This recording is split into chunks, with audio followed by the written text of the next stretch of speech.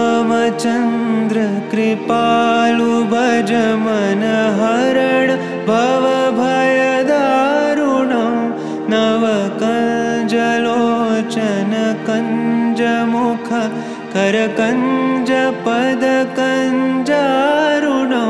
श्रीराम श्रीराम श्रीराम श्रीराम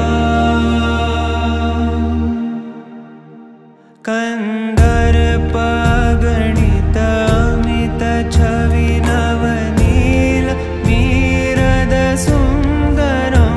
पटपीतमानहु तडित त्रुचि शुचि नौमि जनकसुतावरं श्रीराम श्रीराम श्रीराम श्रीराम भजु दीनबन्धु दिनेश दानव दैत्यवंश निकन्दनं रघुनन्द आनन्द कंद कौशल चन्द दशरथ नन्दनं श्रीराम श्रीराम श्रीराम श्रीराम शिरमुकुट कुण्डल तिलक चारु दारु अङ्गविभूषणम् आजानुभुज शरचापधर सङ्ग्रामचित खरदूषणं श्रीराम